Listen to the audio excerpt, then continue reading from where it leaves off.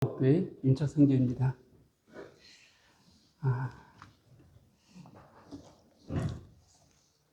자주 뵙는 얼굴들이지만 되게 말씀 나누려고 하니까 긴장이 많이 되는 것 같습니다. 사실 기대해 주시면서 말씀에 아멘 아멘으로 화답되기 원한다 그랬는데 주께서 도우시면은 아멘이 되어줄 거고, 어쨌든 부족함이 있다 하더라도 여러 형님들이 널리 이해해 주시고 또 품어주시면 고맙겠습니다. 제가 모임의 유익을 위한 팀 사역자 역할, 이런 주제로 하신 말씀을 준비하게 됐는데, 원래 제가 이제 준비하려고 했던 말씀은 아니고요. 그래도 앞선 형님들이 이런 말씀을 좀 준비하셨으면 어떨까, 이런 생각이 있어갖고 우리 다른 형님한테 요청을 좀 했습니다. 그리고 기도하고 있는데 그 요청을 받은 형님이 이틀인가 했다 연락이 왔습니다. 그래서 이것은 오히려 지금 현직 장로들 중에서 하는 게 낫지 않겠는가, 이런 말씀하셨는데, 저도 부탁을 드리고 계속 기도하면서 그런 마음에 주시는 감동이 있었습니다. 그래서 이것은 현직에 있는 장로 형제 중에서 한 분이 하는 게 좋겠다. 그렇다면 누가 할 것인가? 지금 의도하진 않았지만 올해 들어와서 계속 우리 장로 모임 끝나고 토론 시간 때 이 장로들에 대해서 많이 나누게 되었습니다. 이제 장로의 정년은 몇 살에 해야 되는지, 있어야 하는지 없어야 하는지, 또 있다고 한다면 몇 살 하는 게 좋은 것인지, 그리고 장로들은 어떻게 세울 것인가, 더 나아가서 그럼 퇴임한 장로들, 현직 장로와 퇴임한 장로들의 관계는 어떻게 설정하는 게 좋을 것인가, 이런 주제로 좀 나누게 되었습니다. 이렇게 나누게 된 것은 지금 우리 모임이 한국에 완전히 정착화되어지고 이런 시대 상황 가운데서 일에 수고하셨던 형님들이 이젠 연세도 있으시고 또 이런저런 사유로다가 이제 현직에서 은퇴하시는 것들을 보게 됩니다. 즉 들은 물러 쓰시는 것들이죠. 일반 교법교회에서는 담임을 했다가 이제 은퇴하게 되어지면 많은 분들은 그 교회를 떠나게 됩니다. 물론 남아있으신 분들도 있겠지만 많은 분들은 그 교회를 떠나서 은둔하시든지 아니면 좀 멀리 떨어진 지역에 가서 다시 모임을 시작하는 것들을 볼 수가 있습니다. 이러한 것은 내가 은퇴했음에도 불구하고 또 새로운 목사를 담임을 세웠는데 계속 남아있게 되면 세워진 그 목사가 불편할 수밖에 없는 것이죠. 우리도 이런 경험들이 있습니다. 저도 자녀들이 30 넘었지만 아이란 표를 좀 제가 쓰게 됐는데 30이 넘은 그 청년을 보고 아이란 표 쓰기가 좀 뭐하죠. 또 결혼까지 했음에도 불구하고. 그런데 부모가 보기에는 늘 아이입니다. 남들 보기에는 사회적인 지위가 있고 어떻다 할지라도 부모가 보기에는 늘 부족하고 늘 염려할 수밖에 없는 그런 대상으로 보일 수밖에 없습니다. 모임도 마찬가지죠. 내가 모임을 섬기다가 퇴임했다. 새로운 장로가, 훌륭한 장로가 세워졌다 할지라도 퇴임한 장로가 보기에는 내가 섬겼던 형제이기 때문에 늘 연약해 보이고 아쉬움이 있고 이런 마음을 가질 수밖에 없습니다. 이것이 이제 현실적인 부분이기도 합니다. 그러다 보니까 일반 교파교회에서는 퇴임한 목사가 교회를 떠나는 것이죠. 그럼에도 불구하고 우리 모임은 계속 남아 계십니다.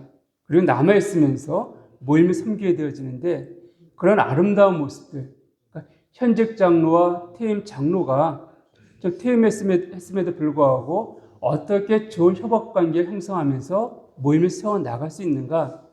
이것은 지난번에 우리 대학로교회 전형적 장로님들의 그 간증을 통해서 듣게 되어졌고 참 귀한 모습들을 볼 수가 있습니다. 그럼에도 제가 이 주제를 정해서 함께 나누고 싶은 것은 그렇게 아름다운 모습들이 있지만 그 외에도 다른 모임에도 많은 퇴임한 형님들이 계십니다. 그런 형님들이 섬기던 그 교회만이 아니라 한국 모임 전체를 위해서 그분들의 은사들이, 그분들의 경험들이 사용되어진다라고 하면은 그 섬기던 그 교회만이 아니라 한국 모임 전체가 함께 세워져 나갈 수 있지 않을까, 이런 기대감을 갖고 이 말씀을 준비하게 됐습니다. 얼마 전에 한 모임에 간 적이 있습니다. 말씀을 나누고 그 오후에 교제 시간이 있었는데 어느 형님이 묻기를 왜 제가 섬기는 교회 성도 수가 그렇게 많지 않은지 물어보셨습니다. 이 질문은 그 형님이 저나 제 교회를 무시해서가 아니라 그래도 형제님 연륜도 있고 오랜 시간 섬겨왔던 그런 것들이 있는데 그런 거에 비해서 성도들이 많지 않기 때문에 좀 물어보셨던 그런 질문이었습니다. 즉 저를 존중히 여겨주시면서 물어봤던 그런 질문이었습니다. 근데 사실 왜 저라고 그 성도들이 많지 않은 것에 대해서 고민하지 않고 기도하지 않고 했겠습니까? 나름 정말 기도하고 열심히 했었지만 어찌 보면은 그 답을 찾지 못할 수도 있습니다. 예전에 그 청년 때 함께 교회를 섬기던 형제가 있었습니다.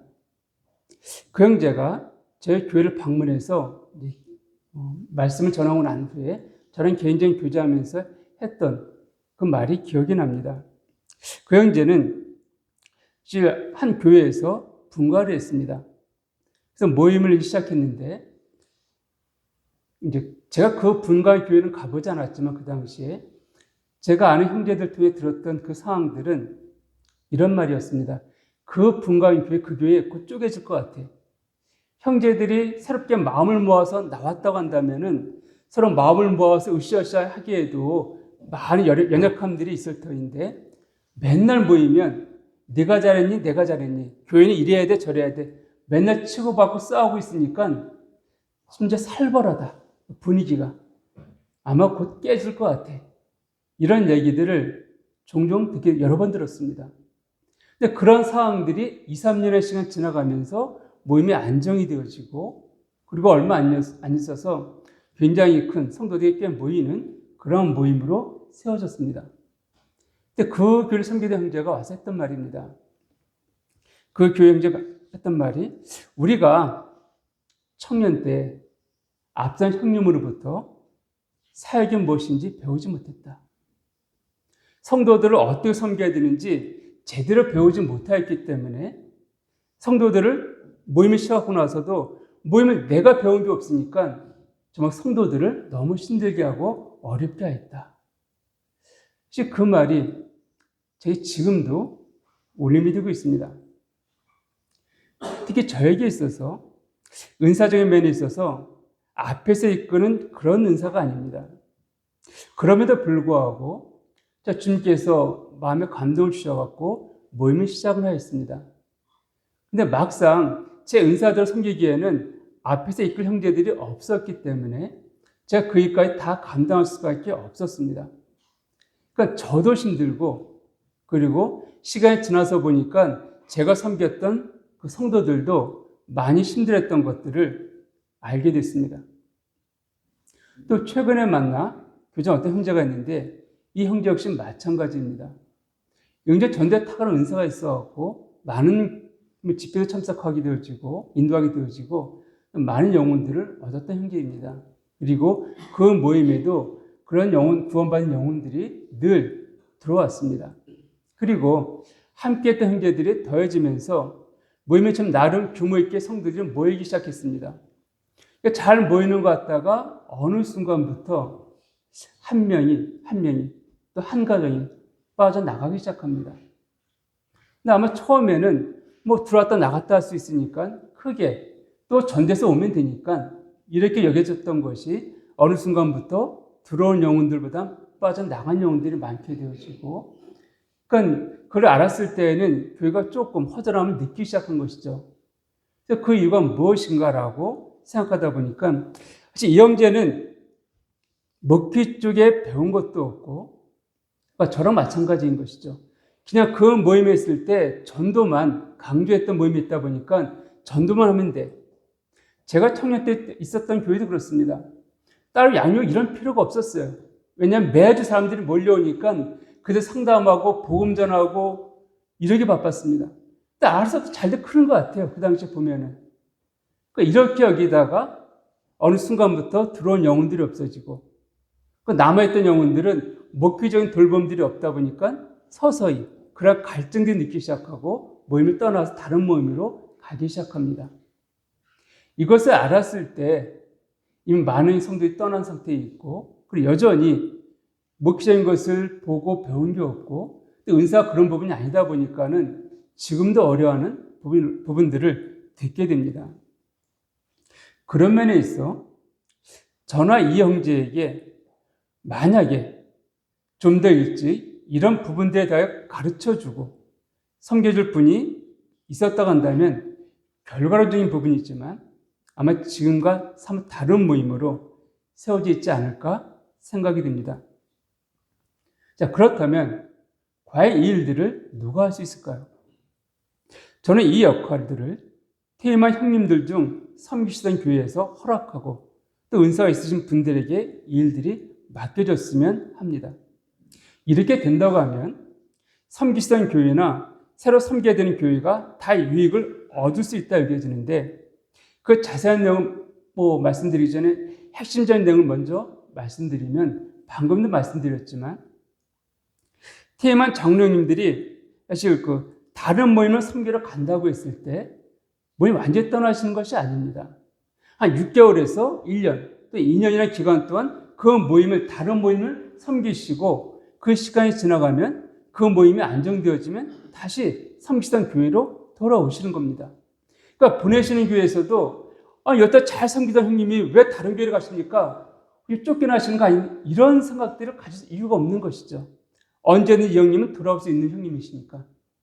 또 성도들도 우리 모임에 있으면 역할들이 제한될 수밖에 없어갖고 형님 은사가 더 이렇게 드러나기 원하는데 좀 제한적일 수밖에 없는 아쉬움들을 갖고 있다가 다른 모임 가서 섬기시면서 그런 은사들이, 그런 능력들이 나타남을 통해서 그 교회가 세워지는 것을 보게 되면은 본교회 성도들도 마음에 기쁨이 있고 더 힘써 기도하게 되어지고 이런 유익이 있고요.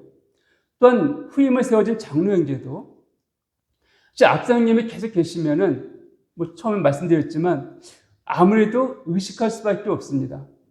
무엇인가 하더라도 의식하게 되어지고 또 성도들은 비교하지 않으려고 하더라도 비교가 될 수밖에 없습니다. 그 형님이 열심히 이렇게 하셨을 터인데 이 형제 이렇게 하네? 이거밖에 못하나?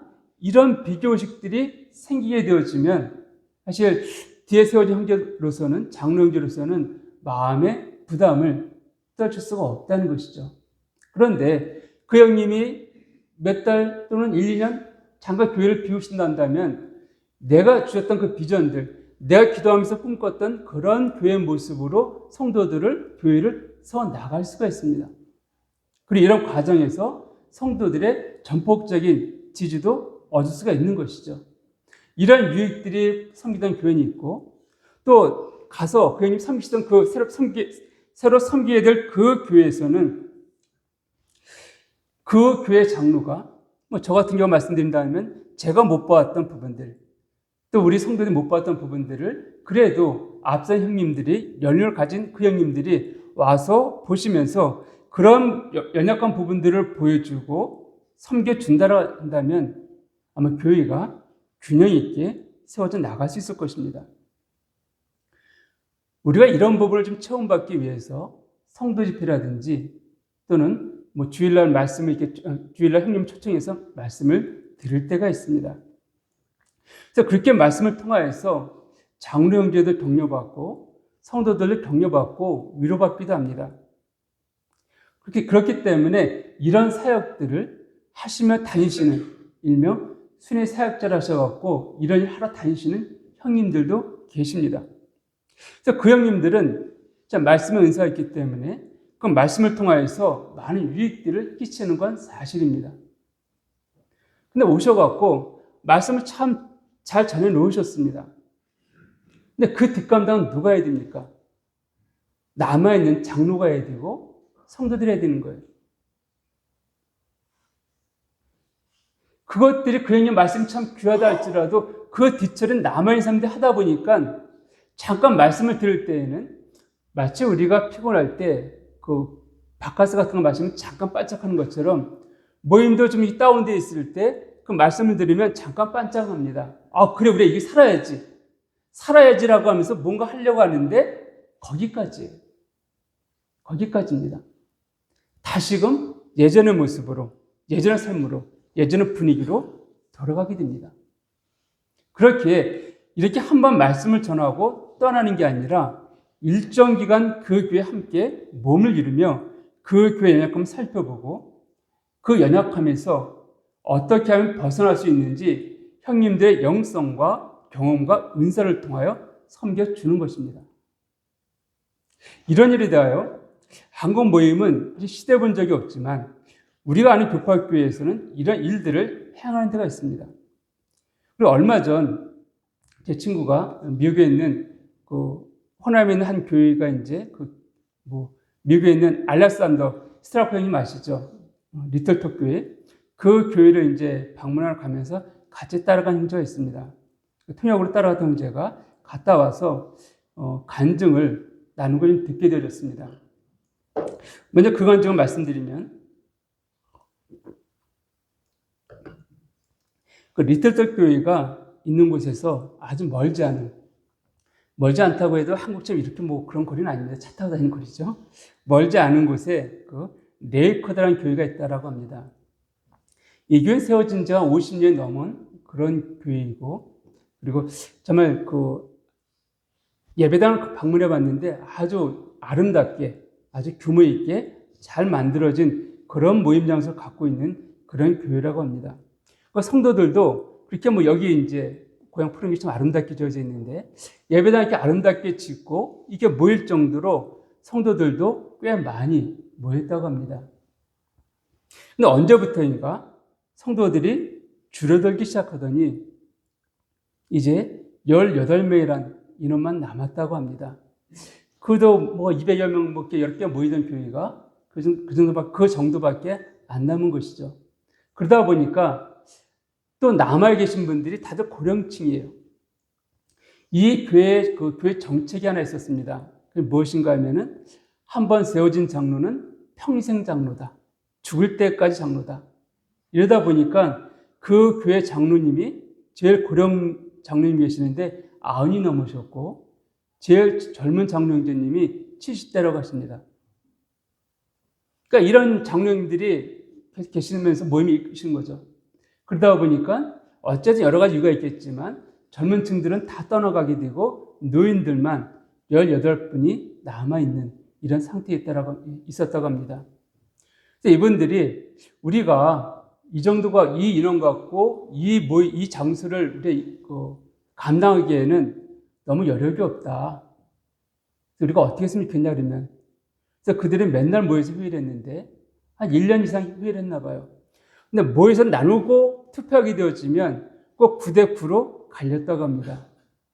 이 예배당을 팔고 우리에 맞는 작은 모임을 얻어서 이사가자.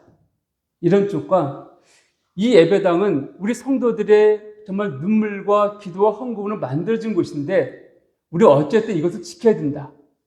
꼭 9대9로. 이게 19명이었으면 아마 이게 딱 이렇게 반이 한쪽이 더 많았을 텐데 참 희한하게도요. 그러니까 이렇게 한 1, 2년 막 모일 때마다 나누고 하면 9대9로 나눠지니까 많이 좀 어려웠다고 합니다. 그때 한 장로님이 기도하시다가 이런 얘기를 했다고 합니다. 그 회의 중에. 자, 이 예배당을 판다고 합시다. 그럼 누가 사겠습니까? 첫 번째, 이슬람 쪽 사람 사갖고 이슬람 사원으로 만들 것입니다. 두 번째, 술집 하려는 사람을 사서 술집으로 만들 것입니다. 그 외에는 막대한 돈을 주고 이거 살 사람이 없다는 것이죠. 예배당 건물이기 때문에. 그러니까 거기에는 다들 동의를 하더라는 겁니다. 그러면 우리가 그들에게 팔아도 됩니까? 거기에는 다들 아니다. 그것만 안 된다. 그럼 어떻게 될까요? 그래서 그러면 우리가 이런 사원을 놓고 리틀톡 교회에 우리가 도움을 요청하자. 그래서 리틀톡 교회에 요청이 왔다고 합니다. 리틀톡 교회에서 형님들이 모여 기도하고 하시면서 결론을 내리기를 우리가 그 교회를 그러면 도와주자. 그래서 어떻게 할 것인가 해서 알렉산 스트라코 형님, 그때 은퇴하신, 퇴임하신 형님이신데 그 형님을 중심으로 해서 자원자 한 20여 분 정도가 그 교회로 갔다고 합니다. 그래서 알렉산 스트라코 형님이 이제 뭐 직접 이제 나누신 얘기죠. 그 교회 가서 했던 일이 먼저 장로들 다 뒤로 물러가겠다고 합니다. 그리고는 새로운 젊은 사람을 장로에 세웠다고 합니다. 그리고 그래도 이 레이커드 교회에 전통이 있으니까 아까 70대 제일 젊은 장로님 그분 한 분 더 있게 하시고 그래서 그분들 그리고 젊은 사람들 중에 정말 교회 가운데 형님 보시기에 일꾼될 만한 그런 은사가 있고 이런 형제들을 뽑아서 멘토링하기 시작했다고 합니다. 그러니까 장로들 모아서 교제하고 젊은 일꾼 만나 양육하고 또 그들로 하여금 교회를 돌아보겠다는 것이에요. 그렇게 된 3년 정도 지났는데 성도들이 지금 주일날 모인 성도가 150에 200명 정도가 모인다고 합니다. 그리고 3년이 지나고 난 다음에 알렉산 스트라코 형님은 다시 리틀톡 교회로 돌아오셨다라고 그 얘기를 그 같은 형님들한테 나눴다고 합니다. 3년이라는 시간이 길다면 길고 짧다면 짧다 할 수 있는 기간인데 어쩌면 사라졌을 그 레이커드 교회를 오래 견고하고 안정적인 교회로 세울 수 있었던 것은 바로 퇴임하셨지만 은사와 경험이 있으신 알렉산더 형님의 수고 때문인 것을 부인할 수가 없을 것입니다. 물론 그 형님이 레이커드 교회에 가지 않으시고 리틀톡 교회에 남아있으신다 하더라도 거기에서 하실 일들이 여전히 있으십니다. 많이 있다라는 것이에요. 그럼에도 불구하고 이 알렉산더 형님이 리틀톡 교회에서 빠지셔도 그 역할들을 감당 형님들이 거기에 계셨지만 레이커드 교회는 없었다는 것이죠. 그래서 그 사라질 뻔한 어쩜 없어질 만한 그런 교회가 세워졌다 이 사실들은 준비하셨다 하더라도 알렉산더 형님의 그 역할들을 결코 부인할 수 없을 겁니다. 저는 그런 면에 있어 지금 한국교회도 최근에 세워지는 모임이나 오히려 오래전에 세워졌음에도 여전히 이런저런 이유로 연약함에 있는 모임들을 퇴임한 형님들이 돌아볼 수 있다면 서로에게 도움이 되지 않을까 생각이 됩니다. 그럼 구체적으로 어떤 부분에 도움이 줄 수 있는지 살펴보겠습니다. 첫 번째는 교회의 문제점을 파악하는 것입니다. 즉, 꼭 교회가 아니라 해도 어느 공동체 안에 속해서 오랜 시간을 지내다 보면 밖에서 보는 시각과 다르게 볼 때가 있습니다. 즉, 그 안에서 모이는 사람은 우린 문제가 없는 것 같고 우린 너무 좋다 여기지만 밖에서 객관적으로 볼 때는 그 안에 엄청난 문제가 있음에도 그 인식하지 못하고 그렇게 그 안에 계신 사람들은 우린 좋아하면서 시간을 보내다 어느 순간 그 문제가 공동체 안에서 인식하고 드러날 때는 엄청난 어려움을 공동체 안에 끼치게 됩니다. 또 겉으로는 잘 드러나고 있지 않지만 성도 간의 교제에 있어 문제가 있거나 장로와 성도 간의 갈등이 있기도 하고 장로와 장로 또는 장로와 일꾼들 간의 갈등과 다툼이 있음에도 이런저런 이유로 그 상태로 그냥 지내거나 또는 무관심하게 진행이 되는 경우도 있습니다. 어떻게 시간이 지나다 보면 주님이 알아서 하시겠지. 시간이 약이야. 이러면서 그런 문제에 대해서 그냥 방치한 채 버리게 된다는 것이에요. 그러다 보니까는 마음속에는 정말 그 어려움 있는 형제와 자매를 보았을 때 불편함이 있습니다. 더 심하면은 얼굴을 보고 싶지 않은 그런 상태까지 이를 수도 있다는 것이에요. 그러나 함께 모여서 떡을 뗄 때는 아무 문제 없는 것처럼 떡을 떼고 우리 한 몸입니다. 고백하면서 우리가 지내게 되는 것을 볼 수가 있습니다.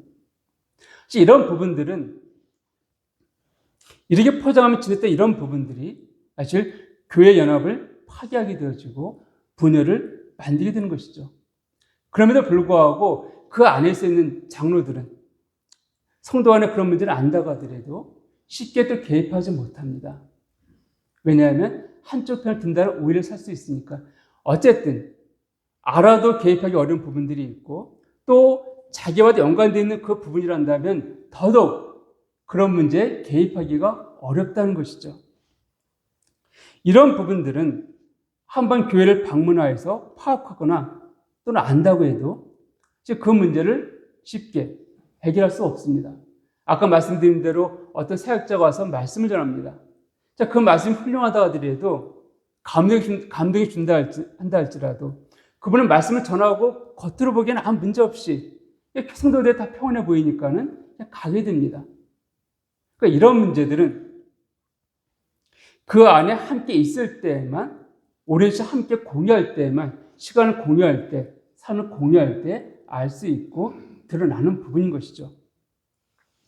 저 역시도 지금 제가 섬기는 교회를 보면서 제가 지금 모임을 섬기는 꽤 오래됐지만 제가 사역하고 나서 가장 안정적으로 좀 모이고 있다.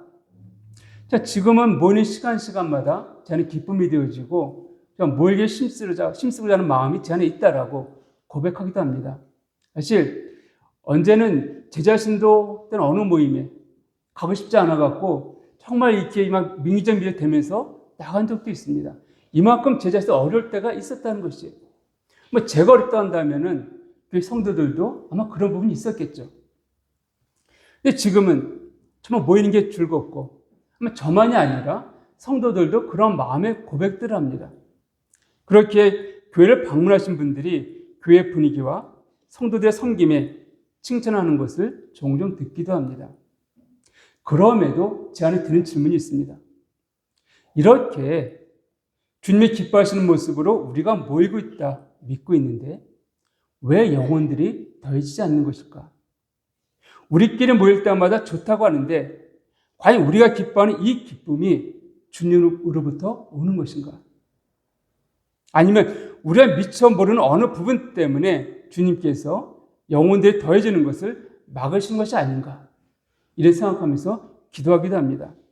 물론 그럼에도 너무 이런 부정적인 생각에 매몰되어 기도하다 보면 오히려 그 부정적인 생각이 저와 교회에 영향을 미치게 조심하고 있지만 어쨌든 이런 부분에 대하여 앞선 형님들이 영성의 바탕 경험을 통하여 그런 부분들을 보여주시고 그리고 더 나아가 그런 부분을 인식하지 못하고 있었다는 것은 그 안에 모인 사람들은 우리는 별 문제 없어 이렇게 모였기 때문에 그 문제가 드러난다 하더라도 스스로 해결할 능력이 참 연약합니다. 이럴 때 앞선 형님이 그런 부분들을 드러내시고 그 부분을 섬겨주신다고 한다면 아마 그 교회는 굉장히 큰 위로와 격려 가운데 세워질 것입니다. 특별히 사역자 간의 다툼은 자칫 모임을 분열시키고 성도들에게 마음의 큰 상처를 안겨주기에 지혜가 필요한 부분인데 이런 일에 있어서 앞선 형님들이 제3자의 입장에서 대안을 제시해 준다면 교회는 큰 힘과 격려가 될 것입니다. 그러나 거듭 말씀드리지만 이런 연약한 부분들을 한번 지나치듯 방문하여서는 쉽게 알 수 없으며 일정기 함께 머물면서 성도들과 친밀함 속에서 경험하며 느낄 수 있는 부분입니다. 그리고 이런 섬김은 단순히 성경 지식을 갖고 행할 수 있는 부분은 결코 아닙니다. 오랜 시간 주님과 동행하며 경험한 주님의 마음을 갖고 분별해 주는 권면이기에 이런 일을 할 수 있는 분들은 바로 오랜 시간 주님과 동행하며 때로는 승리의 삶을 때로는 실패의 삶을 경험하고 글쎄 남은 고난을 그의 몸된 교회를 위하여 내 육체에 채우겠다는 사도 바울의 그 간절한 심정으로 그를 섬겼던 형님들이야말로 그 적임자라 할 수 있겠습니다. 두 번째는 세워져 있는 장로와 함께 사역을 담당하는 것입니다.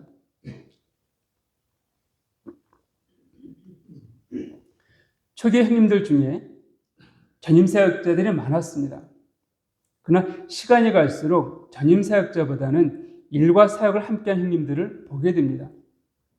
근데 이처럼 전임 사역과 일과 병행하여 사역함에 있어서 각자의 장단점이 있는데 지금은 그것을 나눈 시간이 아니기 때문에 넘어갑니다. 그리고 저 역시 처음 사역 때부터 지금까지 자비량으로 사역을 해왔습니다. 이러다 보니 사역 초기에는 큐티만 해도 거기서 주시는 말씀으로 충분히 성도들을 섬길 수 있다면서 모임이 시작하였습니다.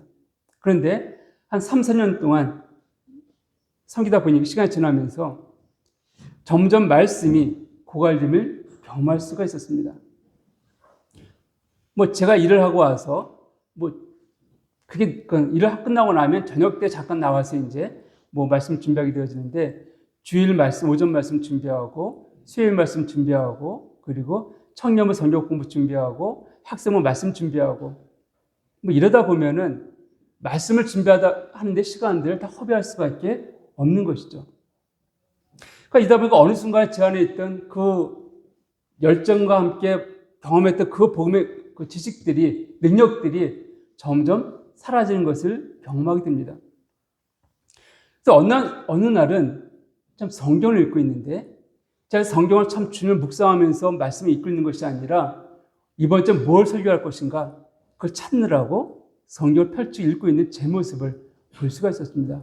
너무 충격을 받아갖고 제가 좀 회개한 적이 있었는데 이 정도로 자 그전에는 말씀을 펼치면 이렇게 전한 말씀 넘쳤다 했었는데 고갈되어지고 나니까 이제는 그런 제 모습을 보게 되었습니다. 이런 상황에서 한 번씩 교회를 방문한 형님들이 말씀을 전하고 나서 이런저런 권면하십니다. 성경 공부를 착실하게 시켜야 돼. 그래야 교회가 세워질 수 있어. 제자 양육을 해야 됩니다. 무조건 제자 양육을 해야 됩니다. 그래야지만 교회가 세워집니다. 전도팀을 만드십시오. 그래서 매주 전도를 나가시고 매주 그 훈련시키십시오. 그래야 교회가 세워집니다. 목숨을 걸고 사역하십시오. 그래야 교회가 세워집니다. 다들 맞는 말씀입니다. 틀린 말씀은 없어요. 그런데 문제는 제가 그 영향이 안 되어진다는 것입니다.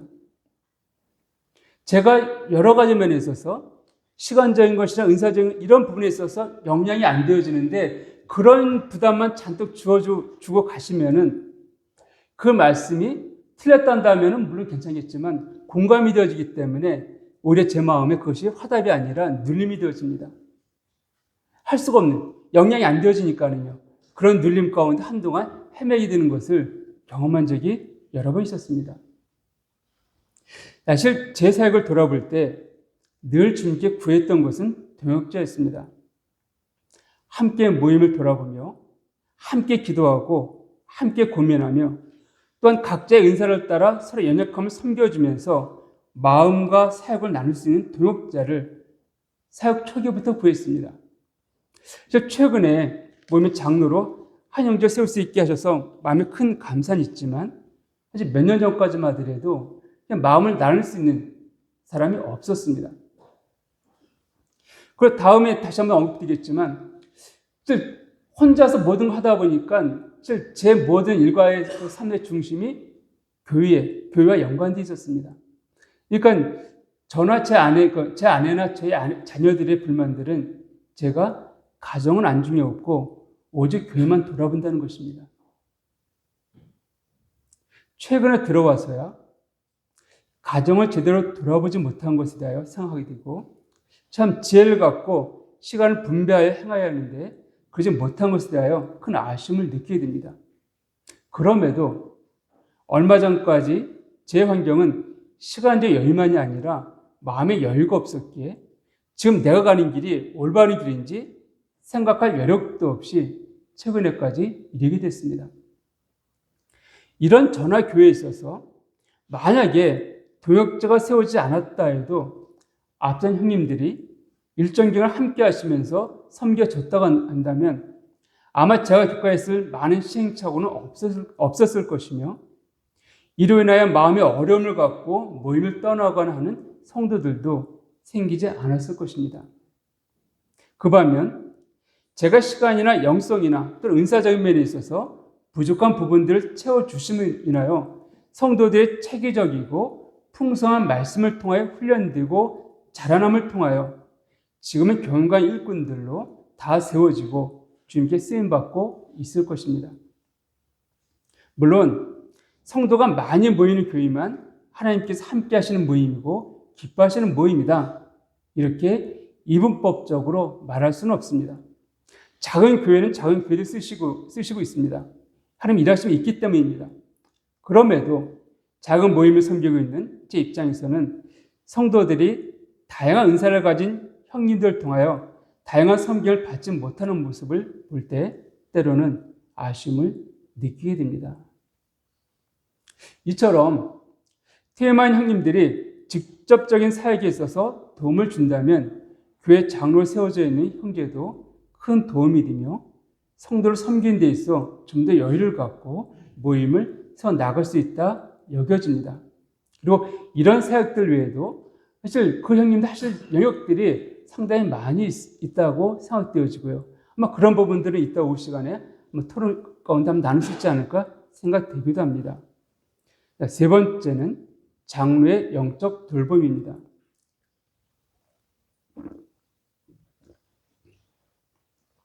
서두에 말씀드렸던 알렉산더 스트라코 형님이 섬기던 리틀떡 교회에서 분가되어 나간 우처드 교회가 있다 했는데, 이번에 그 교회는 그 교회도 방문했었던 형제, 아까 말씀드렸죠. 형제가 그 교회를 방문하면서 신선한 충격을 받았다고 합니다. 그게 무엇인가 한다면, 지금 아마 여러분들 우리가 쓰는 단어 쓴다면, 마니또. 무슨 말 아시나요? 예. 확실히 마니또니까 전혀 반응이 없으시네요. 수호천사, 이런 거 좀 아시나요? 그러니까 두 명이서 섬기는 사람이, 얼마 전에 보니까 유튜브에서 보니까 잠깐 그런 프로도 있었던 것 같은데, 이제 한 분이 두 명이서 한 명을 섬기는 것입니다. 근데 섬김을 받는 사람은 누가 날 섬기는지 몰라요. 섬기는 사람은 대상이 있으니까 섬겨주고 있는 것이고요. 이 일들을 우처드 교회에서 행하고 있다고 합니다. 그 내용을 좀 말씀드리면, 그 장로가 6, 7명 정도 계시는데, 한 장로가 한 장로를 누구인지 알리지 않은 채 일정 기간, 3개월에서 6개월 정도 섬겨준다고 합니다. 구체적으로 그 장로 가정의 경제적인 필요나 또 아이들 돌봐준다든지 또 문화적인 여유를 가질 수 있도록 정서적인 돌봄이라 할 수 있는데, 이러한 필요한 것들을 섬겨준다는 것이에요. 섬겨주되 내가 누구인지는 밝히지 않고 섬겨준다는 것이죠. 이렇게 하게 된 이유가 있다고 합니다. 그 내용은 말하지 않기 때문에 추측만 해석이 되어진다고 하는데, 거기에 전에 장로가 이제 여러 번 있었다 말씀드렸는데, 한 장로님한테 안 좋은 일이 있었다고 합니다. 그 일이 있고 나서 장로들이 생각하기를, 우리가 너무 그 개인적인 거에 대해서 우리가 무관심했다. 우리가 너무나 관심을 주지 않고 사역이라는 이름으로다 우리가 그냥 움직였다. 돌봐주지 못했다 우리가. 그것이 이런 일이 생기게 된 동기인 것 같다. 그래서 그 후로부터 그럼 우리가 어떻게 할 것인가 하다 보니까는 그 장로들이 제비 뽑기든 뭐도 같은 그런 방법을 통해서 2명을 뽑는다고 합니다. 그래서 한 명은 섬김을 받는 사람이고 한 명 섬겨주는 사람이죠. 그런데 나머지 사람들, 섬겨주는 사람은, 여기 송창님 계시니까 제가 말씀을, 제가 송창님 섬기는 사람이라 합시다. 그럼 다른 분들 다 있는데 뽑혔어요. 그러니까 저는 송창님을 섬겨주는 거예요. 성령님 누가 섬긴지 몰라요. 공급되어집니다. 아까 말씀드린 대로 필요가 공급되어지기도 하고 이런저런 도움들 받습니다. 그러니까 누구한테 감사할까요? 하나님께 감사합니다. 근데 이렇게 섬기고 있는데 우리 판영님 계시는데 뭐가 또 좋은 일이 생겼어요. 누가 뭘 또 이렇게 해줬어요. 그러니까 날 또 누가 섬겨주나 보네. 다른 장로 형제님이.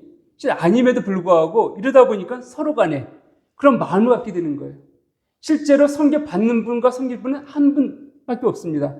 한 분이 섬기고 있고 한 분이 섬김받는데, 장로 전체가 마치 내가 섬김받는 것 같은, 그 교회가 장로들의 그 모임에도 더 활성화되어지고 더 밝은 모습으로 만나게 되어지고 더 감사가 넘치게 되어지고 서로가 더 깊이 있는 사귐들과 이런 것을 경험할 수 있었다라고 합니다. 우리가 사역을 함에 있어서 아마 많은 형님들이 경험하셨으리라 여겨지는데, 한국의 자살률은 OECD 국가 중 최고입니다. 10만 명당 30명 정도는 통계를 본 적이 있습니다. 그 이유는 여러 가지가 있겠지만 정서적인 불안과 극심한 스트레스가 그리고 장래에 대한 불안감이 크다 할 수 있습니다. 그런데 이런 부분은 사회과 형님들도 이미 경험하고 했고 또 경험하고 있는 부분이기도 합니다. 국내에서 나온 한 자료를 보면 먹기자들의 살기에서 가장 힘든 점을 물어본 결과 첫 번째는 정서적 고립감과 외로움이라고 합니다. 작은 교회는 목기자 혼자 모든 걸 감당해야 됩니다. 그러니까 동역자가 없어요. 그러니까 혼자서 북치장을 다 해야 됩니다. 은혜할 상대가 없다는 것이에요. 또 상담할 내 마음의 힘듦들을 내려놓을 그런 상담자가 없습니다. 나도 마음의 힘듦이 있어요. 성도만 어려움이 있는 게 아니라 나도 마음의 힘듦이 있습니다. 제가 제 아내한테 이제는 미안하다는 마음을 표현한 적이 있었는데, 그래서 형제들, 장로 형제는 좀 낫습니다.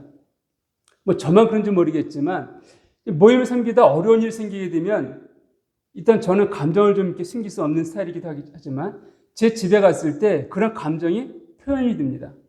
그건 제 감정을 누가 다 받아줍니까? 아내가 받아줘요. 그 아내는 그 받은 것을 누구한테 풀 수 있을까요? 풀 데가 없습니다. 혼자 삭혀야 돼요. 그러니까 참 예전은 몰랐었지만 조금 이제 나이가 들다 보니까 그런 부분들을 보게 되어지고 참 미안한 마음을 갖게 되어지고 하게 되는데, 그러니까 제가 이 자매들도 저 오면서 우리 한 자매 같이 오게 됐는데 그 교제를 나누면서 참 그렇습니다.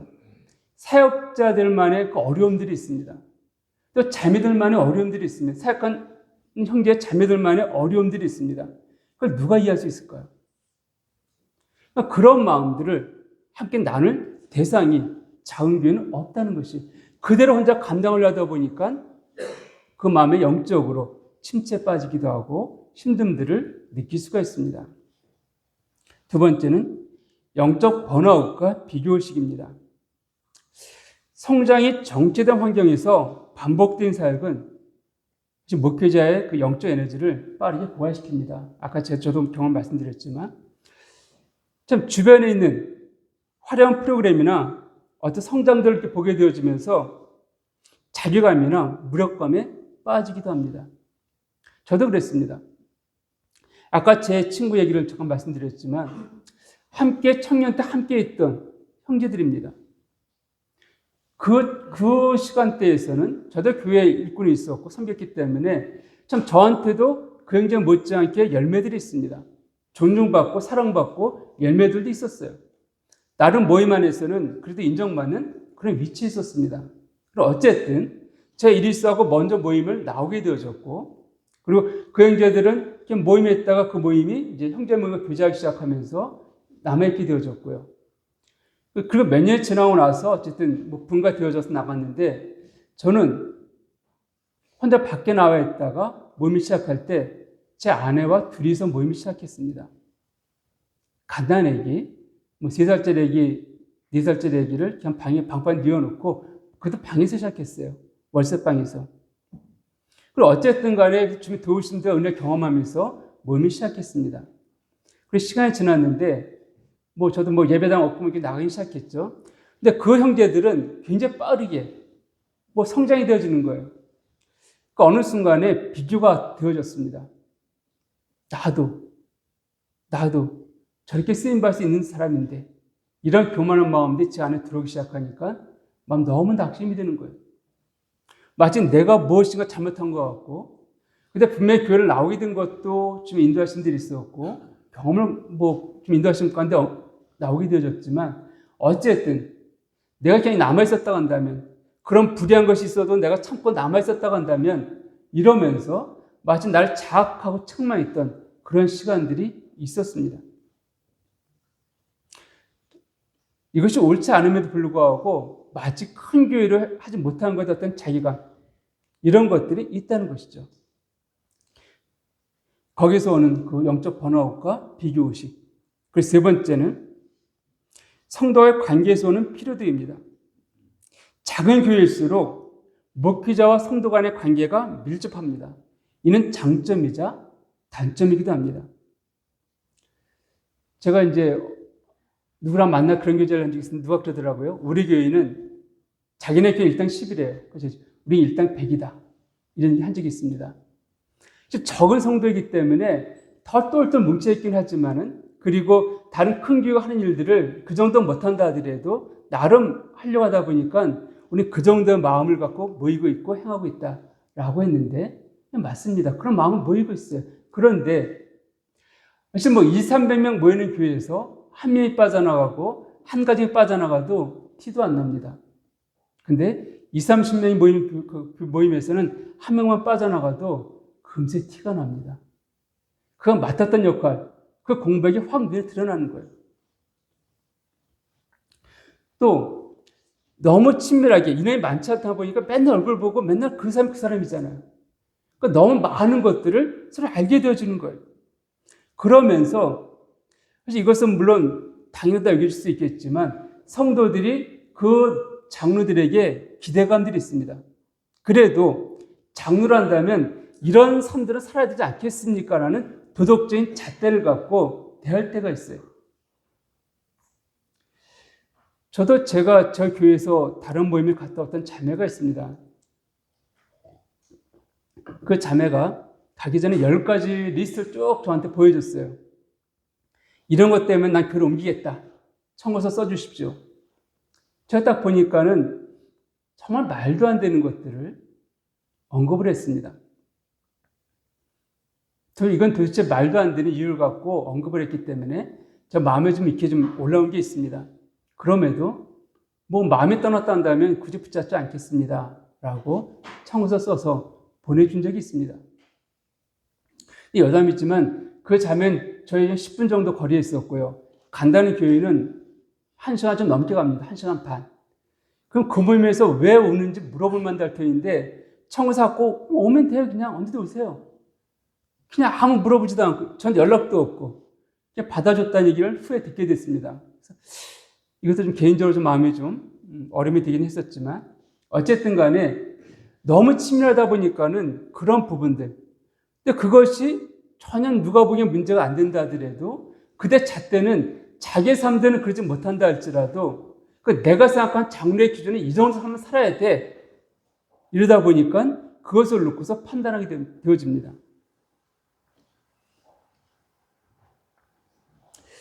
그리고 네 번째는 사역의 다각화에 따른 과부하입니다. 작은 모임을 섬기다 보면은 혼자서 모든 걸 다 해야 됩니다. 이런 표현은 뭐하지만 제가 처음 사역했을 때 그때 주로 학생들이 이제 주로 모이기 시작했습니다.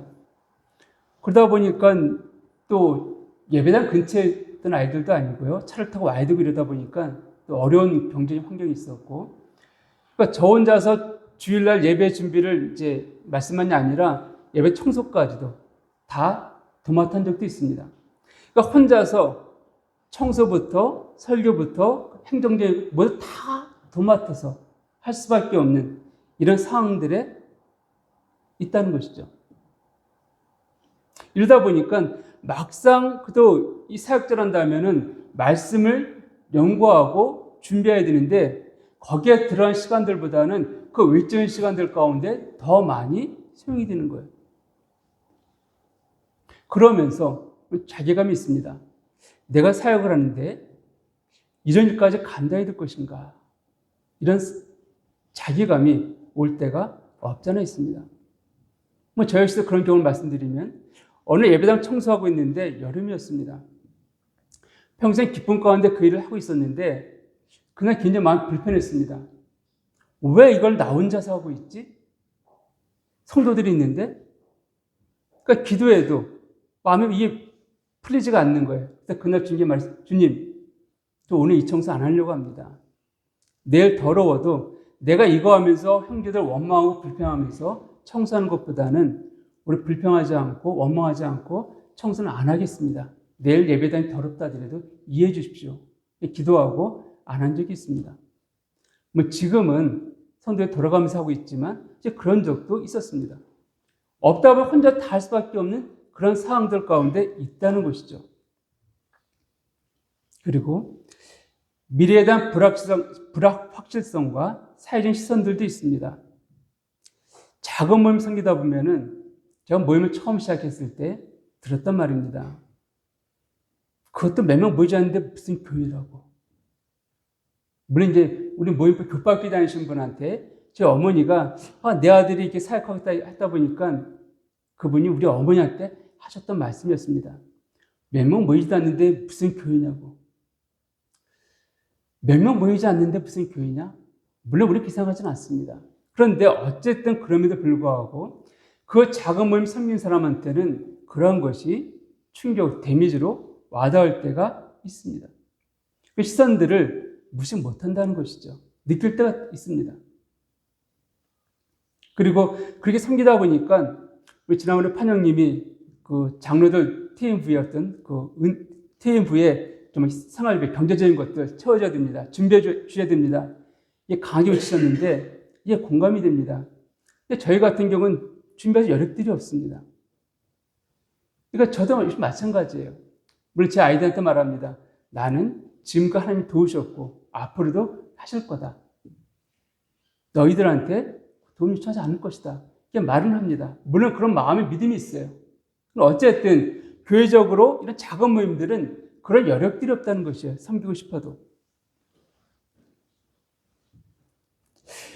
이런 부분들 정리해서 말씀드리면 작은 모임을 섬길 때 물론 큰 모임도 나타나는 부분들을 할 수 있겠지만 우울증, 영적 고립감, 그리고 아무리 했어도 10년, 20년 사역해왔는데 성도들 크게 늘어나지 않는 이런 부분에서 오는 실패감, 비교의식 이런 것들이 있고요. 또 관계적으로 성도들 간에 오늘 너무 친밀하다 보니까는 오는 오히려 친밀함 때문에 오는 상처들이 있습니다. 사람이 한 걸음 떨어져서 볼 때에는 작은 흠들이 보이지 않습니다. 근데 한 걸음 가까이 보게 되면 얼굴에 주름기가 있는 점이 보이기 시작하죠. 이러한 것들이, 이런 친밀감이 때로는 독이 되어진다는 거예요. 어려움이 되어지기도 합니다.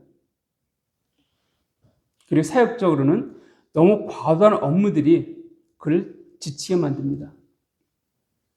저의 경험을 좀 더 말씀드리면 일 갔다 와서 아이들 잠깐 돌보고 저녁 먹고 예배당 나가서 말씀 준비하고 이거저거 준비하고 이러다 보면은 시간 어떻게 가는지 모를 정도로 밤늦게도 집에 들어오고 아침부터 출근해야 되고 반복적이었습니다.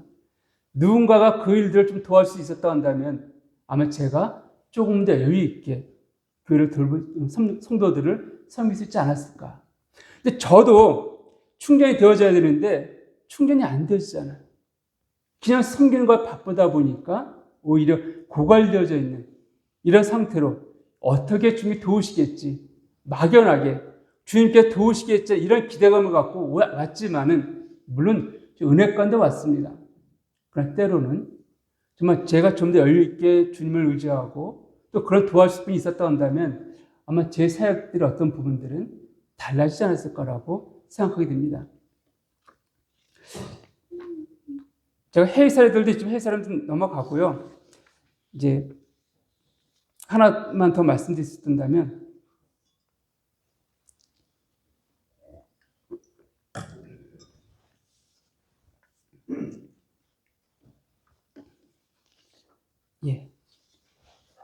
지금 우리나라 사역, 해외 사역들은 말씀드렸지만 시간이 많이 갔기 때문에 이건 좀 넘어가고요. 어쨌든 정서적인 부분들은 우리가 내색하지는 않지만 실제적인 부분이기도 합니다. 저 역시도 이런 것들 때문에 한 어려움을 경험한 적이 있습니다. 아까 제가 번아웃이 왔다 그랬었는데 형제들과 비교의식이 들어가기 시작합니다. 나는 내가 이렇게 능력이 없는가? 이게 부족한가? 나는 왜 좀 쓰임받지 못하고 있지? 이런 생각이 성도들로부터 또 이웃 형제들로부터 물론 그들 직접 대놓고 말한 건 아니에요. 제 스스로 직접 말한다면 사탄이 제 마음을 격동시켰다 이럴 수 있겠죠. 근데 그런 것이 들어오기 시작하니까 아이들도 존경하는 마음들을 갖지 못합니다. 아빠 열심히 사역했는데 그들 지금 어디 있어요? 다 나갔잖아요. 이런 반문 가운데 아이들도 존경하지 못하는 그 모습을 대하게 되어지고 제 옆에 있는 아내까지도 그런 모습을 보게 되어질 때 제가 이곳에 있을 이유가 무엇입니까? 이렇게 제가 사역해야 될 이유가 무엇이겠습니까? 이런 마음의 어려움을 갖고 힘들었던 적이 없잖아 있었습니다. 저희 집 아파트 10층이었는데요. 때로는 거기에 한번 쓰고 싶은 마음이 들 때도 있었다는 거예요. 이게 비단 저만의 경험은 아닐 것입니다. 아마 사역을 하면서 어려움을 경험하셨던 분들이라는 것이, 왜냐하면 장로들도 로봇이 아닙니다. 성도들과 똑같이 감정을 가진 그런 사람들이라는 것이에요. 그들도 위로받고 싶을 때가 있습니다. 그들도 격려받고 싶을 때가 있다는 것이에요. 막연하게 하나님께서 위로하시고 격려하시지만은 우리가 육체를 덧입고 사는 사람이기 때문에 때로는 사람을 통해서 그런 위로와 그런 격려를 받고 싶을 때가 있습니다. 이런 마음들을 누가 이해할 수 있을까요? 이것이 바로 앞선 형님들이 이미 그 삶들을 경험하셨던 그 형님들께서 그 사역들을 간단히 주둔한다면 아마 그런 어려움을 겪고 있는 형제들한테는 큰 위로가 될 것입니다. 왜냐하면 내가 네 마음을 안다. 나도 그랬었다. 그 공감에서 나오는 그 말 한마디가 아마 지금 어려움 당하는 그 장로 형제가 계신다면 큰 힘과 격려와 위로가 될 것입니다. 그리고 새롭게 아마 그 형님의 그 격려와 도움을 통하여서 다시금 모임들 돌아보고 섬길 수 있는 그런 마음을 가질 수 있다라고 여겨집니다. 그리고 마지막으로 이게 교회 사역 외에 이 테마 형님들 사실 사역들이 참 많이 있습니다. 얼마 전에 몇 년 전이지만 김포 쪽에 살고 있는 어떤 자매님이 요청이 왔습니다. 이쪽 지역에 외국인 노동자들이 많이 있는데 그들 상대로 누가 사역 좀 했으면 좋겠습니다. 국가에 요청하면은 사무실 얻을 비용을 내준다는 거예요. 근데 관리비는 우리가 내야 되는 거죠. 근데 그들한테 사무실 내갖고 주중에 계속 만나면서 섬길 수 있다고 한다면 그들을 얻을 수 있지 않겠습니까? 실제 이런 사역을 하시는 분이 제가 두 분을 알고 있습니다. 다 안산에 계신 분들인데 한 분은 동남아 사역하시다 퇴임하시고 한국에 들어와 계시는데 그분이 주택을 한 채 사셔갖고서 거기에 그 현지인 사역자가 거의 참조하고 있습니다. 그리고 그 같은 지역, 그쪽은 동풀할 수 있겠죠. 그 사람들이 한국에 그 취업 비자로 들어왔다가 몇 년 지나면 다른 곳에 옮길 수 있다고 합니다. 더 좋은 조건으로다가. 근데 옮겨야 되는데 옮길 때 거할 수 있는 거처가 없다는 거예요. 보통은 그때 월세 얻고 이런 것이 아니라 기숙사에 머물고 있기 때문에 여기 끝나 다른 데로 가면 더 좋은 조건을 갈 수 있는데 거처가 없으니까는 그냥 거기에 매여 있는 사람들이 종종 있다. 근데 그들한테 거처를 제공해 주는 거예요. 2, 3주 정도. 그리고 거기에 머물 동안 매일 아침 큐티라고 말씀 읽게 하면서 복음을 전한다는 것입니다. 그래서 그들이 다른 지역 갔을 때 계속 주님 만나고 싶다 한다면 그 지역에 있는 교회를 소개해 준다고 합니다. 또 다른 형님은 하나의 그 건물을 얻으셔갖고서 거기에서 외국인 노동자들 2세들도 있고요. 아니면은 한국에 결혼했지만은 아직 그 외국인 혼혈아이죠. 그러니까 그 자녀들이 한국어에 어눌하기 때문에 그들한테 한국어를 가르쳐 주기도 하고 또 외국인들이 그 같은 고향 사람, 나라 사람끼리 모일 수 있는 공간들을 만들어줘서 함께 모이고 교제가 만듭니다. 그러면서 이분은 개인전 상담을 통해서 복음에 관심 있는 사람한테 복음을 전하게 되어지고 이렇게 일하시는 분들을 제가 알고 있습니다. 이렇게 우리가 조금만 더 생각한다면 앞서 형님들의 그런 경험들, 그런 은사들 통해서 더 큰 사역들을 할 수 있다라고 여겨집니다. 그렇지 않고 그냥 한 교회에 머물러 있으면은 형님들의 그런 영성과 경륜과 그런 은사들이 너무나 아쉽지 않을까라고 여기지기에 오늘 이 말씀을 준비하게 됐습니다. 사실 제가 지난 말씀도 했지만 장로님들의 그 퇴임은 사라지는 것이 아닙니다. 잠시 뒤로 한 발짝 물러서는 것입니다. 그걸 물러서 계신 형님들을 다른 사역들 가운데 우리가 섬길 수 있다라고 한다면은 아마 그 사역들 가운데 더 풍성함들을 경험할 수 있으리라 여겨지면서요. 마지막으로 레위기 19장 32절을 보면 너는 센 머리 앞에 일어서고 노인의 얼굴을 공경하며 네 하나님 여호와를 경외하라. 나는 여호와니라. 노인이라는 것, 이것은 그냥 나이 많아 어쩔 수 없는 그런 나이가 아니라 공경받을 대상이고요. 하나님은 그런 분들 통해 일하시는 것들을 우리가 알 수가 있습니다. 예, 이상입니다. 고맙습니다.